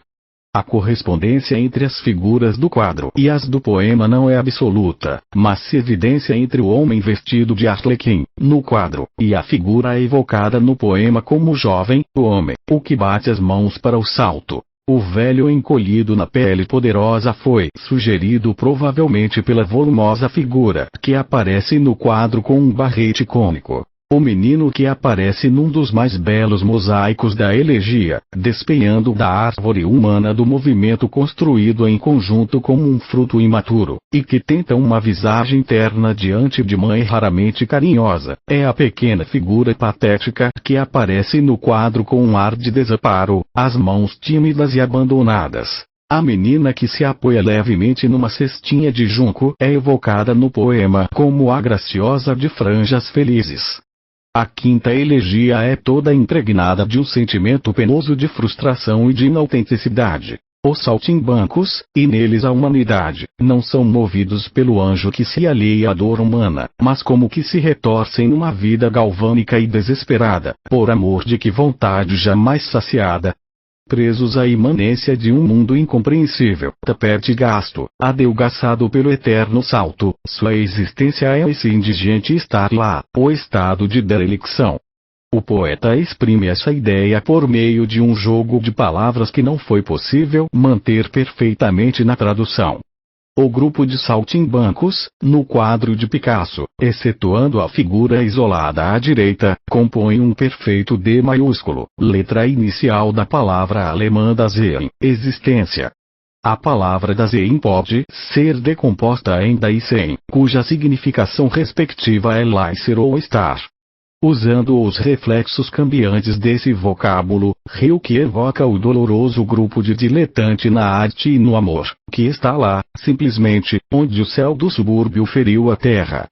Em torno deste centro, a rosa do contemplar floresce e desfolha em torno dos saltimbancos de sorriso simulado, fina superfície, brilhando como a casca de um fruto artificial. Os espectadores vão e vêm, indiferentes, como as pétalas de uma rosa em torno do pistilo. Talvez fale aqui o desalento do poeta em relação à arte pela arte, jogo intranscendente, incapaz de iluminar realmente a vida humana. Na quarta elegia o poeta espera tudo da arte, da solidão cheia de prenúncios, do anjo que, movendo cordéis misteriosos, consumasse a transmutação do visível no invisível, sublimando o mundo no plano estético. Na quinta elegia, paradoxalmente, ele pede ao anjo que abrigue numa carinhosa urna o sorriso de amor do pequeno saltimbanco, sorriso que ninguém viu, erva medicinal de flores singelas que o boticário divino deverá preservar como um remédio precioso para a dor do mundo. Celebra-a em carinhosa urna, com uma inscrição florida e inspirada. Subrisio saltat, subrisio saltatoris, sorriso de saltimbanco. O amor é exaltado acima de tudo e no rosto de uma criança que flutua por um momento, bom e verdadeiro. Mas o jogo dos homens prossegue às cegas, mecanismo desvairado. A menina triste de franjas felizes é exibida como um fruto indiferente de feira, colocada sempre de um modo novo sobre os carros oscilantes do equilíbrio. O poeta clama então pela ruptura desse virtuosismo fácil e mecânico, invoca reinos de dificuldade, onde os lastros ainda têm peso, onde os arcos ainda bamboleiam fugindo às varas que giram inutilmente. O inefável surgirá, talvez, não dos prodígios de malabarismo, mas da insuficiência pura que incompreensivelmente se transforma, como o cálculo de muitos algarismos, se resolvendo sem números. Como que contaminado pelos versáteis saltimbancos, o poeta salta para o problema da morte. Num tom de premeditada volubilidade ele nos informa que a incansável Madame Lamorte confecciona chapéus fantasistas, a preços módicos. Os caminhos inquietos do mundo são tecidos e retorcidos em grandes laçarotes, flores, frutos artificiais, tudo falsamente colorido para os chapéus baratos do destino. Esta é a morte anônima das grandes cidades, a morte dos leitos numerados, dos homens que não contêm mais sua morte verdadeira como o fruto sua semente.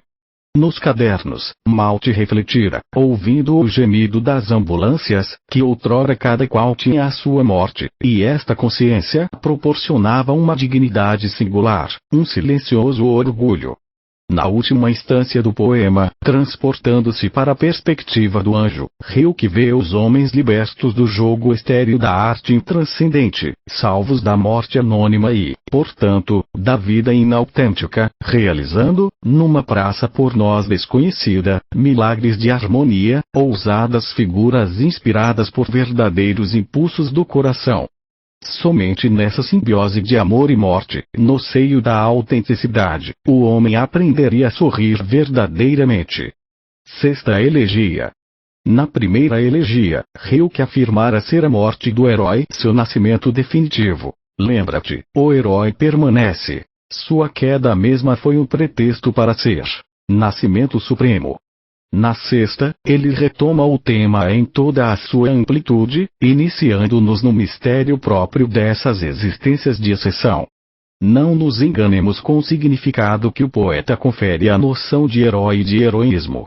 Endossando a frase de Emerson, herói é aquele que permanece incomovivelmente centrado, Rilke estende o sentido da conduta heróica ao santo, ao grande artista, a todos aqueles que se furtam ao desperdício e à distração, ao fascínio do florescer, escolhendo seu próprio destino.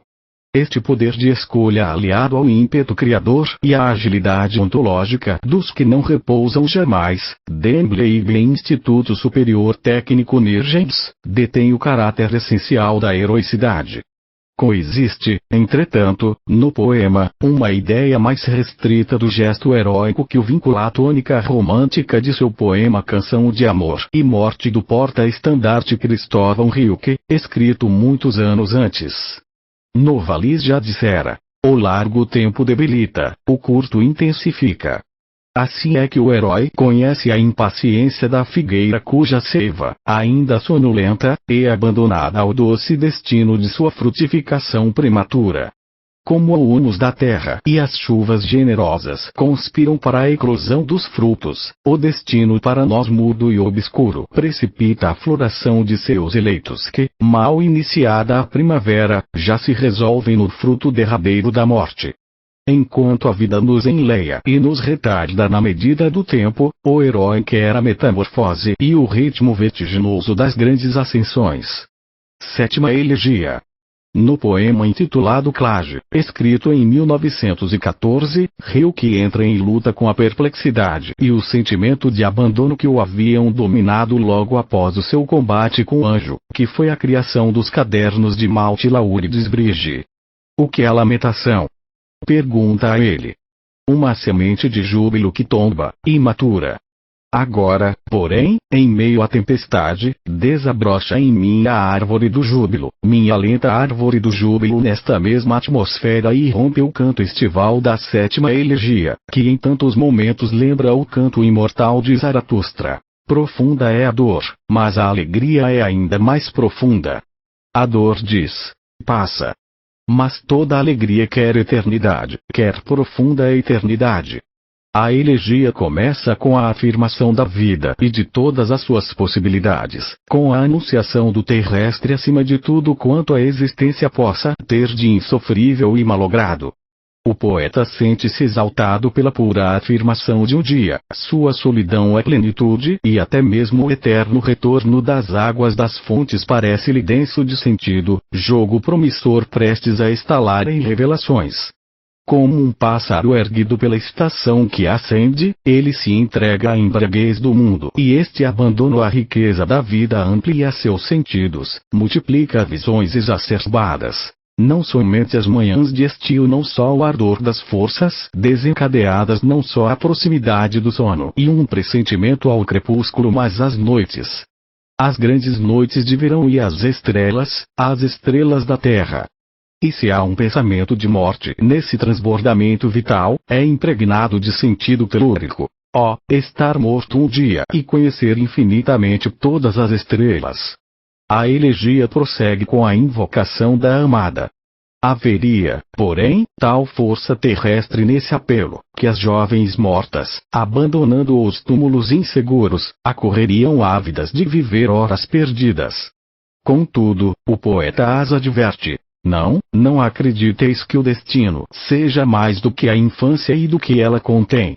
Aqui retornamos a uma constante da poesia Rilkeana, que é o tema da infância, o país da infância, duração esquiva às medidas do tempo, eterno e presente em que se é com plenitude, as veias túmidas de ser. O poema se detém, então, no poder preservador do espaço interior ao homem. Em parte alguma, bem-amada, o mundo existirá senão interiormente. Rilke já dissera em outra poesia que através de todos os seres expande-se o único espaço, o espaço interior do mundo, Weltanschauung.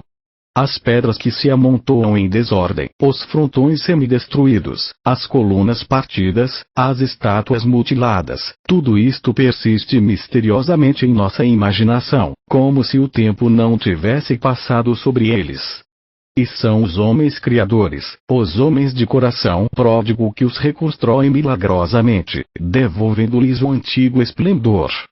Alguns, porém, já se vão tornando cegos e empobrecem o mundo em sua única dimensão autêntica, a interior.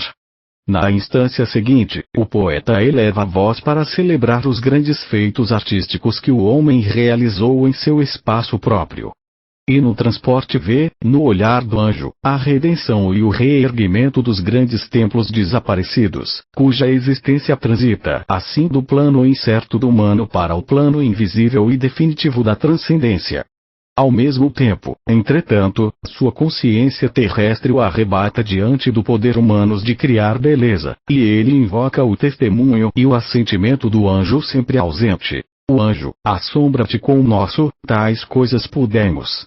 Chartres era grande e a música erguia-se ainda mais alto e nos ultrapassava. Não esquece também, nessa exaltação do aqui e agora, a sublimidade do amor plenamente generoso e doador. E até mesmo uma jovem amorosa, absorta na janela noturna, não alcançava teus joelhos. No momento final do poema ressurge a ambivalência do poeta em relação a essa realidade distante e inacessível que, se por um lado lhe dá a medida do eminente e sublime, por outro lado o confunde e esmaga. Como um braço estendido é meu chamado. E a mão que, ávida, se espalma para o alto fica diante de ti, ó inapreensível, como defesa e advertência, amplamente aberta. Oitava elegia. A Rudolf Käsner devemos talvez as mais interessantes observações sobre a oitava elegia, a ele dedicada. Repudiando a posição assumida por Rilke nesse poema saturado da nostalgia do aberto da Zoffene, estado inefável de fusão do sujeito e do objeto, Käsner acusa o poeta de uma estranha espécie de atavismo.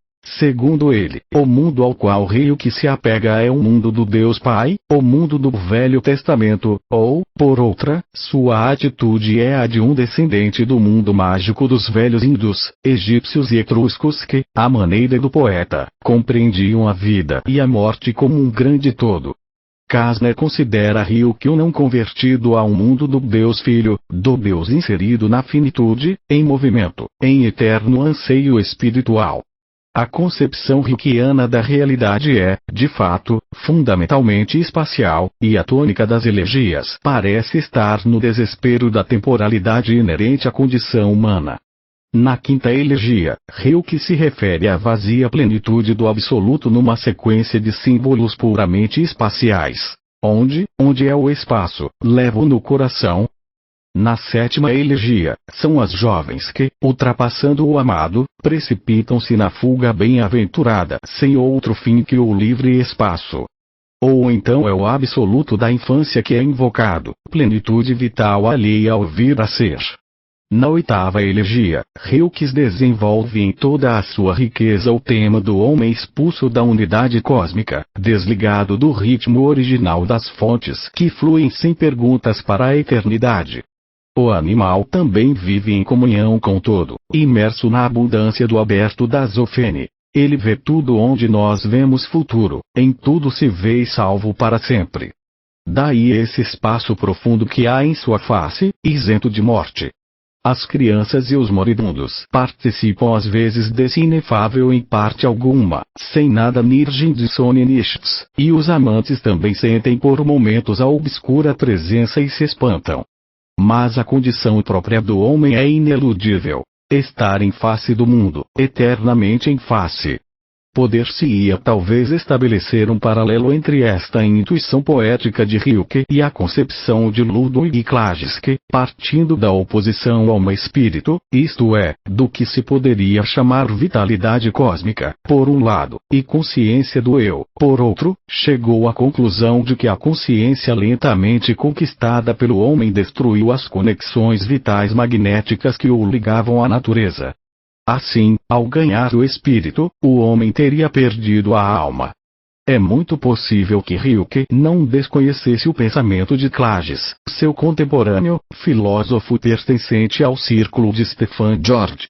De qualquer maneira, não se pode negar que a oitava elegia, como a concepção vitalista de Klages, assenta numa grande nostalgia de irracionalidade, de fundo atávico, como dizia Kastner.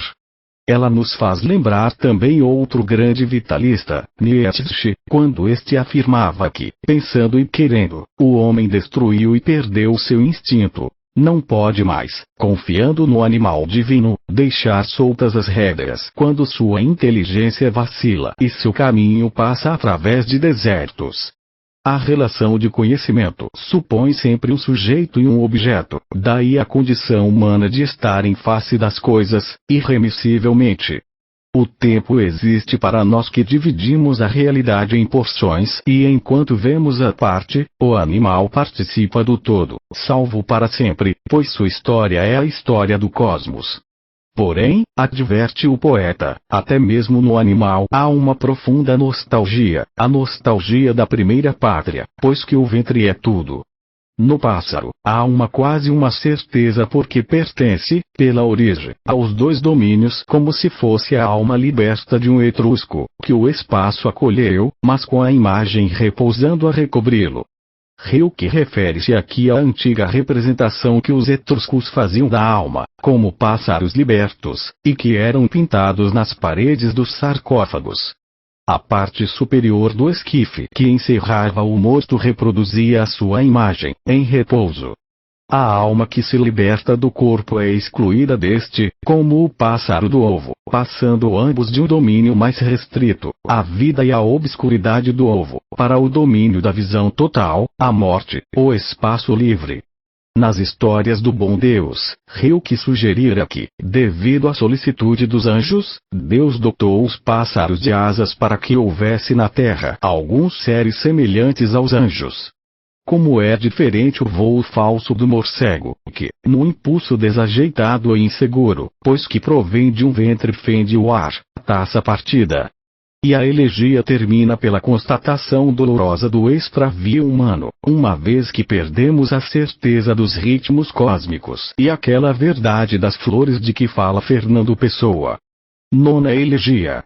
Leishman considera a nona elegia como a mais entranhada à experiência pessoal do poeta, e, considerando inconsistente qualquer simbolismo esotérico que se queira atribuir ao loureiro, evocado logo nos primeiros versos, sugere que Rilke, ao contemplar os magníficos loureiros do Parque de Duino, lembrando-se da lenda de Daphne, que inspirou um dos sonetos a Orfeu, talvez idealizasse por um momento o destino humano à maneira de uma árvore tranquila, agitada somente no contorno das folhas, como um sorriso do vento. Werner Gunther, no entanto, vê nos 6 primeiros versos dessa elegia a expressão do grande dilema que atormentou o poeta. Abandonar-se ao fluir vital, à riqueza própria da existência, ou entregar-se totalmente à missão poética, deixando que os espinheiros invadissem sua vida como uma senda abandonada. Numa carta a Lou Andrea Salomé, referindo-se a Rodin, Rilke insiste mais uma vez nesse mesmo problema que tão diretamente o tocava. Sua vida cotidiana e os homens que nela tomam parte estão lá, como um leito deserto através do qual ele não corre mais. Mas isto nada tem de triste, pois ao lado pode-se ouvir o tumultuar grandioso e a marcha imponente do rio, que não quis se dividir em dois braços. E eu creio, Lou, que assim deve ser. Esta é uma existência, aquela é outra, e não fomos feitos para ter duas existências. Assim, para ele, o homem verdadeiramente criador não pode fazer concessões à vida, mas deve, centrando-se em sua tarefa, redimir a terra cuja maior nostalgia é renascer invisível em nós. E isto, não como prestidigitador ou saltimbanco, mas como cavaleiro andante das coisas efêmeras que estranhamente nos solicitam. A nós, os mais efêmeros. A nona elegia está estreitamente vinculada ao sentimento de exaltação criadora que anima os sonetos a Orfeu. Celebrar, eis tudo. É a fórmula mágica do sexto soneto órfico. Por meio dela, o poeta, como um novo Orfeu, logrará conjurar o finito e o transitório. Como o seu bem-amado Kierkegaard, Rilke não teme o paradoxo. É no coração frágil do homem, o mais efêmero de todos os seres, que se cumpre a transmutação do finito em infinito, do transitório em eterno. Em seu coração a externalidade será enfim devolvida ao absoluto. Como? Através da aceitação plena do terrestre, afirmando apaixonadamente o aqui e agora, vendo na morte não o outro lado, a promessa da transcendência, mas a mais íntima e sagrada inspiração da terra. Nessa imanentização os opostos coincidem, o finito se infinitiza, o efêmero se eterniza. A tarefa poética é sagrada. O poeta não é um virtuoso a exercitar o próprio coração, mas é o salvador das coisas torturadas que o utilitarismo feroz vai transformando num fazer sem imagem. Esta mesma ideia aparece num dos sonetos, de modo admirável. Oh, que mestres corruptores nós somos para as coisas, pois elas têm o dom da eterna infância. É preciso, pois, transformar tudo em canto, ferir a melodia potencial das coisas simples, configuradas de geração em geração. Estamos aqui talvez para dizer: casa, ponte, árvore, porta, cântaro, fonte, janela, e ainda, coluna, torre, mas para dizer, compreenda, para dizer as coisas como elas mesmas jamais pensaram ser intimamente. Colha-se, pois, a palavra pura, como flor das montanhas, a simples coisa transfigurada, transformada em ilha, em círculo de solidão. Quanto aos sentimentos humanos, esse punhado de terra do indizível, como ousar levá-lo à presença do anjo, ou supremamente intuitivo? O amor é tarefa anônima de gerações em vão à terra, ávida de sublimar-se no invisível, se insinua no coração dos amantes para que tudo se rejubile no seu sentimento. É o poeta sacerdote do dizível e não o amante com sua indigente porção de indizível que sacerá o anseio de transfiguração das coisas terrestres. 10ª elegia. A 10ª elegia realiza a síntese das duas tonalidades poéticas de Rilke. A lamentação, Clage, e o louvor, Rumungue. E esta, como sugere Angelos, é tarefa do coração. Que nenhum claro golpe dos malhos do coração desentoe sobre cordas frouxas, vacilantes ou desgarradas. Que meu rosto se ilumine sob o pranto. Que a obscura lágrima floresça. Em uma de suas cartas, Rilke se acusa de ter traído até então o profundo sentido do sofrimento. Tenho sido mais do que nunca unilateral. A lamentação tem preponderado frequentemente. No entanto, sei agora que só se justifica um uso tão pleno das cordas da lamentação, quando se está disposto a feri-la em canções. A 10ª elegia é justamente essa afirmação jubilosa e vibrante da dor, nossa folhagem de inverno, nossa pervinca sombria, uma das estações do ano secreto, isto é, da existência humana como interioridade. Esse canto transfigurado, que ascenderá até os anjos aprovadores, não é a expressão da simples alegria que brota dos aspectos amáveis da existência, mas é o poderoso canto fecundado pelas noites de aflição. O caminho da verdadeira vida, diz Angelos, atravessa a dor. A 10ª elegia será verdadeiramente a evocação da senda que o homem deve seguir para alcançar o real pelo sofrimento. Essa senda o conduz da cidade à campina, e, através do reino das lamentações, até a montanha da dor original. As grandes educadoras do homem sendo a morte e a dor, compreendemos sem dificuldade o sentido dessa lenta peregrinação do jovem morto, conduzido pela lamentação através das paisagens melancólicas do país da dor, assimilado à imagem do velho Egito, onde testemunha a esfinge miraculosa, filha dos homens, das estrelas e do vento largo dos espaços cósmicos. Mas a primeira visão que o poeta nos impõe é a da feira de encapelado contorno, onde reina o dinheiro e a ânsia de prazer. Numa sequência de imagens poderosas, Rilke projeta diante de nossos olhos as ruas estranhas da cidade aflição, o monumento trepidante da multidão anônima e do seu transviamento, e as tristes igrejas compradas feitas, mercados de consolo por onde passariam, sem deixar vestígios, anjos aliados. A feira é um mar agitado e a multidão a ela flui, pois há uma tenda apregoando, ruidosa, para cada anseio. A existência banal não se resolve acaso numa projeção dos apetites humanos. Um pouco adiante, encontram-se os cartazes convidativos dos libertos da morte, cerveja amarga da inautenticidade que pode parecer doce àqueles que a bebem, mastigando frescas distrações. O liberto da morte é aquele que, na acepção existencialista, e o Rilke das elegias é, na opinião de Heidegger, um poeta nitidamente existencial, escamoteia o sentimento da morte, um dos maiores estímulos da existência autêntica. Já nas elegias anteriores, particularmente na 5ª e 8ª, percebe-se a polaridade estabelecida por Rilke entre as formas decadentes do existir e o acesso a planos mais altos da existência. Assim é que nesse tumultuar caótico, um jovem se afasta cada vez mais dos caminhos da multidão, em busca de um atalho vagamente pressentido.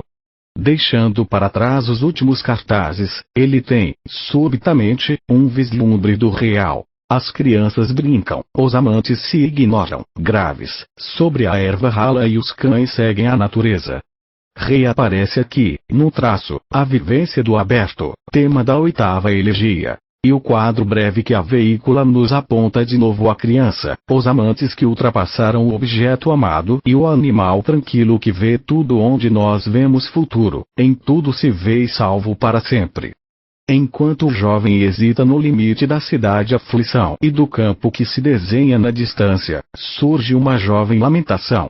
Ele se dispõe a segui-la, mas a vida que ficou para trás o atrai poderosamente e o jovem abandona por fim aquela que lhe impõe a severidade de um longo e obscuro percurso. Longe, vivemos muito longe. Somente os que morreram jovens, no assentimento pleno de trilhar o mais árduo, a seguem por amor. Apenas esses estão maduros para a iniciação nos mistérios da dor original. Agora é a mais velha das lamentações que se propõe como guia, e ela que conduz o morto através da paisagem reveladora. Percorrem juntos campos de nostalgia em flor, onde ela lhe mostra, passeando, o rebanho da tristeza. Com a vinda do crepúsculo, eles podem mergulhar enfim no fundo das cidades, onde jazem as sibilas e os profetas. À noite, já podem adivinhar a esfinge sublime que vela sobre o mundo, face da câmara secreta. O olhar do jovem sobrenada ainda a morte que há pouco atraiu para si não pode, pois, suportar o impacto tremendo daquela presença hierática, mas o olhar maduro da velha lamentação pousa com tal força na imagem sobrenatural, que um mocho espantado levanta voo do seu esconderijo, atrás do pschent, termo possivelmente copta, que designa o diadema único, resultante da união das coroas branca e vermelha, símbolos de realeza do norte e do sul do Egito. Em sua penetrante exegese, diz Angelos, A este homem que ainda não viu a morte, mas que deve ao seu novo estado um ouvido infinitamente mais sutil, o pássaro da sabedoria faz compreender o contorno inefável da figura sobrenatural, traçando-a docemente em suas orelhas, duplo livro aberto a esta revelação. E sugere que talvez o significado dessa dupla folha aberta se refira ao livro dos mortos egípcio, que dava ao morto a bem-aventurança do além. E a peregrinação prossegue, desdobrando-se agora o grande céu noturno, onde brilham, recém-nascidas, as estrelas do país da dor. A lamentação revela seus nomes, lentamente, para não ofuscar o noviço que a acompanha. Aqui, veja, o cavaleiro, o bordão, e a esse denso grupo de estrelas nós chamamos coroa de frutos. Além, perto do polo, berço, caminho, o livro ardente, boneca, janela. E no céu do sul o fulgor límpido das madres. Leishman atribui a H. Kammerer a interpretação mais aguda dessas estrelas simbólicas. O cavaleiro diz respeito à natureza humana simbolizada pelo cavalo e ao princípio espiritual representado pelo cavaleiro que o domina. O bordão lembra a peregrinação, a busca do real. A coroa de frutos sugere o processo árduo da vida. O berço simboliza o nascimento e a morte. O caminho, aquilo que se busca e tão raramente se encontra, é o atalho da vida verdadeira. O livro ardente é um símbolo da revelação. A boneca representa a pureza da coisa, nas mãos inocentes da criança. A janela é o símbolo da espera, e as madres representam o princípio protetor e santo que se eleva sobre tudo. Mas o morto deve prosseguir, e a lamentação o leva à garganta do vale, onde brilha ao luar a fonte da alegria. No fim, e não no início, pois o caminho que a ela conduz deve ser longo, para que o homem amadureça e compreenda. O percurso que resta a fazer é a solidão, e enquanto a velha lamentação chora ao pé da montanha, o morto ascende solitário, ao encontro da dor original. Nesse total assentimento à morte reside um mistério glorioso da nova germinação e do florescimento decisivo.